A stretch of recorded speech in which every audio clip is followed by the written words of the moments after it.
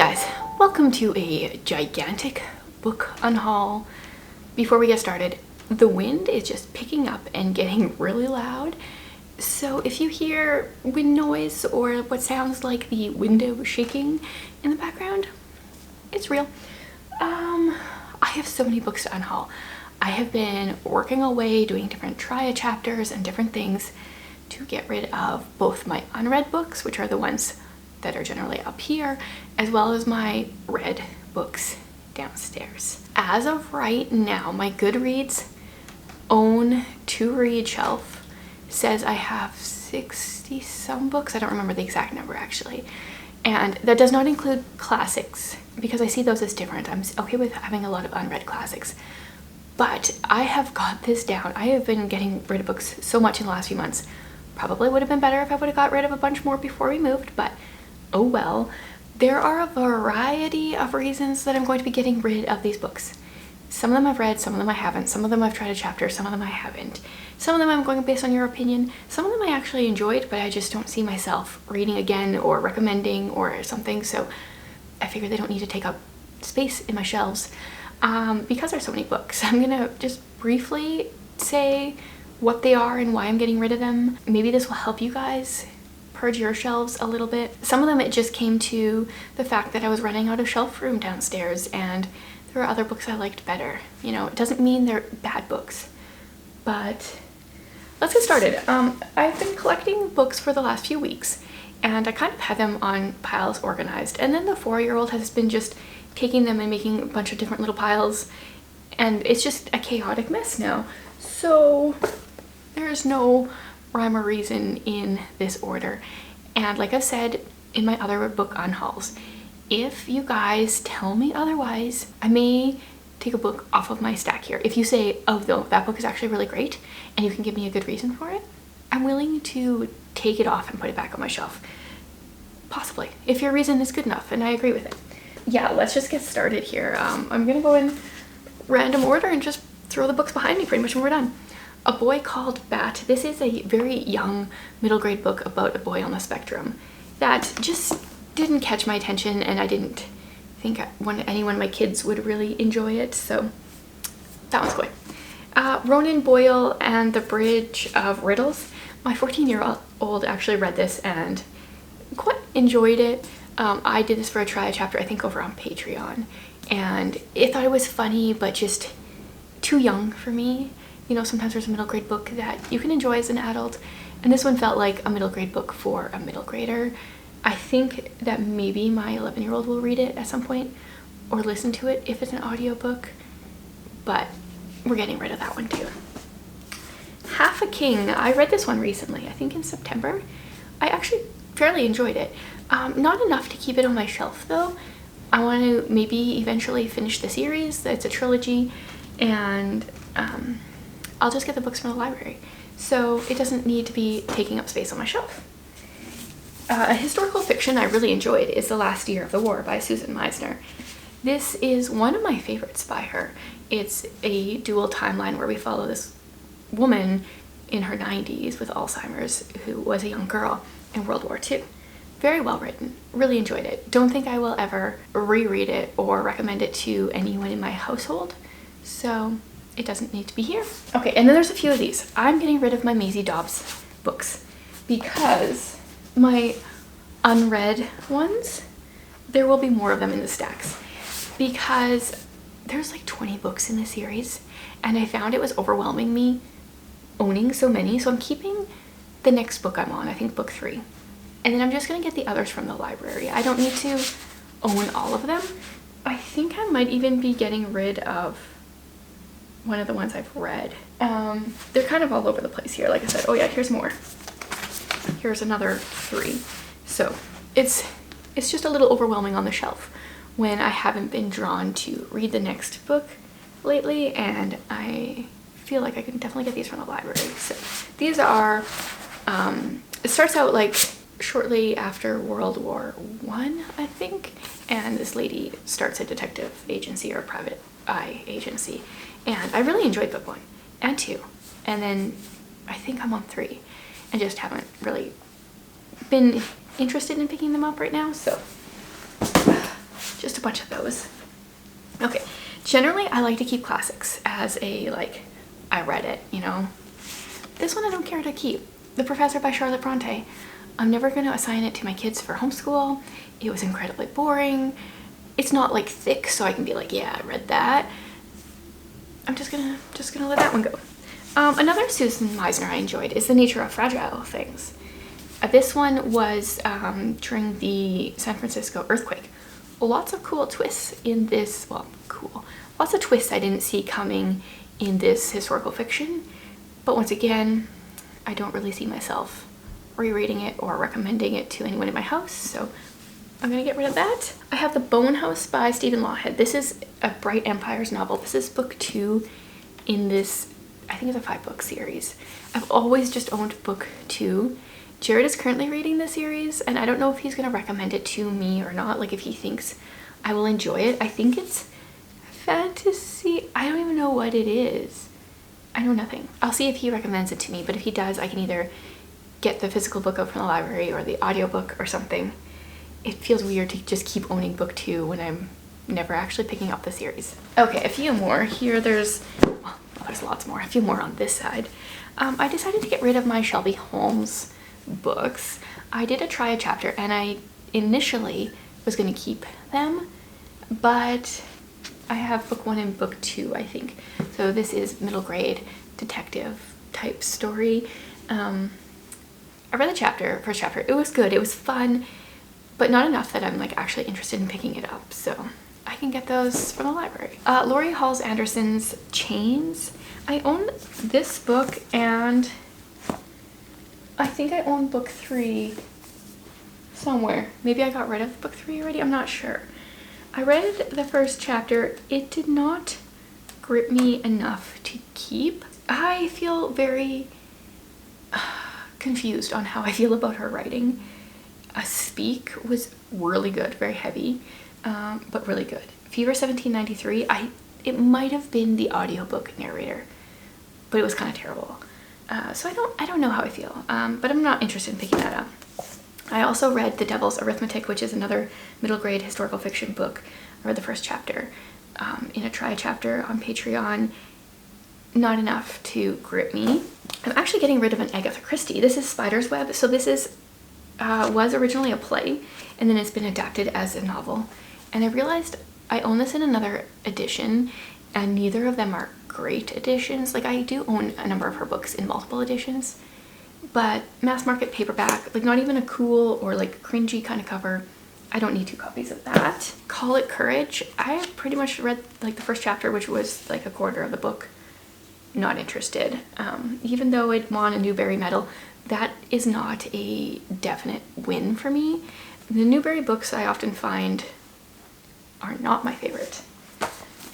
The Skylark's War. I did read the first chapter of this. I don't really remember anything anymore, but it wasn't good enough for me to actually continue it. In my opinion, you guys can have different opinions. Bunnicula. Read it, checked that box. Bunny Dracula. Oh, a bunny dragon. That might be more interesting. It was strange. Whatever. Done. Oh, okay. Speaking of Laurie Halse Anderson, I really did enjoy Speak, but it's got really heavy themes, and my 14-year-old is interested in reading it, and I don't think she's ready for it yet, and I know if it's sitting on my shelves, she's going to continue to want to read it. So I'm going to unhaul it when she's a little older. We'll probably find one in a little free library or a thrift store or something like that. But if you're interested in a very heavy but really well-written book, I would recommend it. Like I'm saying, there's a variety of reasons I'm getting rid of books. Okay, some of these I just did in a try a chapter. I think that was my last video, pretty sure. And so I don't really need to go in depth, but we've got Eden Hill, we've got Stories from the Vinyl Cafe, The Paris Deception, The Lincoln Highway, Deadline, The 13 and a Half Lives of Captain Blue Bear. Oh, because Deadline is book 1 or 2, and then Dominion is the next one. If you guys want my thoughts on these books, there's a whole video about that. And then after I shared that video, I had very conflicting comments about Uprooted. Lots of you love Uprooted. The first chapter was great, but I've been told that there is a scene between the main character and the dragon that I don't really want to read.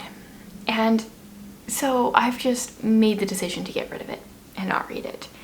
So I do feel a little conflicted because I know lots of people love it. At the same time, I don't care to read that. So I think there's other books out there that'll be better for me to spend my time that way. Oh man, there's so many books there already. Oh, Mrs. Jeffries Defends Her Own by Emily Brightwell. I really enjoy the Mrs. Jeffries series. This is book number 30, and I've read the first 3. So I would like to read this at some point, but I don't need to have book number 30 sitting on my shelf. It's a fun mystery series, Victorian era mystery series, but it doesn't need to be sitting there for however many years it's going to take me to get to book 30. My Name is Leon. I also read this for my middle grade chapter over on Patreon. It was not an interesting first chapter at all. And it's set in like 1980, which is a weird time period for a lot of the topics that this is going to be covering. Yeah, just didn't catch my interest. Okay, continuing on. 5 Feet Apart. So I just actually DNF'd this yesterday. My books are falling. My daughter got this from a little free library in the spring, I think, and wanted me to read it because she really enjoys, or that's a wrong word. She's very fascinated by cystic fibrosis and does a lot of research on the topic. This book is about 2 characters with cystic fibrosis, but there's a bunch of red flags for me right in the beginning, and it's not something I'm going to recommend to her, so I didn't continue it. So this will get passed on. Okay, the next few are from my red shelf, and I did enjoy them, but there's other books that I've enjoyed more that are going to be filling that space. So because I'm getting rid of these books, it does not mean that I blanket don't like them. It's just there was better ones. So it's not saying that these are not really recommendations. We've got Ember in the Mist. This is a YA fantasy. The Storyteller's Daughter by Victoria McCombs. This is a fantastical retelling of Rumpelstiltskin. The Testimony of Bendigo Fletcher. This is a fantasy story. I bought both of these for myself for my birthday. Was really excited about them, but enjoyed them enough, but not enough to keep them. Stephen Lawhead's Hood. I think I have the rest of the series in here too. This is a medieval story of Robin Hood. I thought it would have some fantasy elements before I went into it. It doesn't, which is fine. I enjoyed it well enough, but this I read 2 years ago already, and I've never continued the series. So I'm also getting rid of Tuck and Scarlet. I think this is book 2 and then book 3. So those will go. The Beekeeper's Apprentice. I actually really enjoyed this book. It's a Sherlock reimagining kind of thing, but we've got Mary Russell, and she is our main character. She gets to know Sherlock and helps him solve things. Really good, but I've never continued the series, so I don't know. Does it need to be on my shelf? I don't think so. Collision of Lies by Tom Threadgill. A really good suspense thrillery type book where these kids died in a car crash when their bus collided with a train years ago, but right at the beginning of the book, this set of parents approaches this detective and says, I don't think that our son died. I think he's somewhere else. And so they set out to see if they can find him. Very, very interesting. Just not worth sitting on my shelf forever. Oh, Birds of a Feather. So this is Maisie Dobbs' book number 2. So I think I'm just keeping book 1 then. Something Like Home. I never read this one. This is a free verse novel.